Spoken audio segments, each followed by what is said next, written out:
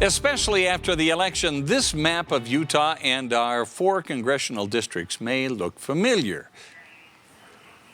Excuse me, now comes a new battle on Capitol Hill in Utah. It's the topic of redistricting. And that is where political boundaries are drawn to decide who represents you. Fox 13's Ben Winslow is live on Utah's Capitol Hill this evening. Ben. Yeah, after the census, states redraw their political boundaries for Congress, legislature, and school board. Here in Utah, it's going to look a little different this coming year.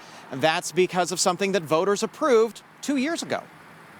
It's going to look totally different. Utah will redraw all its maps for Congress, the State House and Senate, and school board. It happens every 10 years, and it's called redistricting. But the process will have more oversight this year because voters approved Proposition 4, which created an independent redistricting commission to draw maps. It'll be made up of 7 commissioners, each one appointed and representing different major parties, and some with no party affiliation. The legislature struck a deal with Prop 4's backers to allow the commission to draw up to 3 maps per category.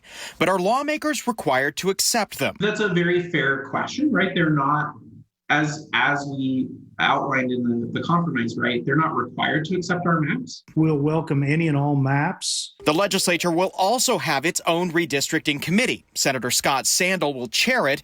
He says they'll have their own public hearings, letting people submit their own maps. State school board boundaries were actually submitted by an individual out of Cache Valley.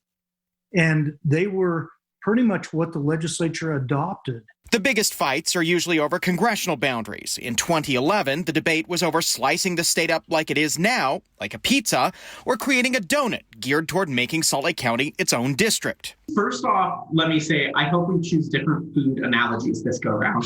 The Independent Commission's goals are to not split cities and towns, to have districts with natural or man-made boundaries, like freeways or mountains, and to keep communities of interest together. But the idea of a stronghold in Salt Lake County is not likely to happen. Because Salt Lake County is so big, right, it's almost a third of the population of the state, it's really too big to fit in any one district. I'm hoping that we can do it without a fight. I'm hoping that we can do it with calm and input. Obviously, there will be many who disagree with whatever decision is made. There is no map that makes 100% of the people happy. And Senator Sandel and Better Boundaries both say public input will be vital in the 2021 redistricting process. In fact, they're going to be using a lot of new technology to allow you to draw your own maps and submit them for consideration. Now, another interesting tidbit, Senator Sandel tells me that they did the projections, and it does not look like Utah will get a 5th congressional district out of the census. On the Hill, Ben Winslow, Fox 13 News. Utah.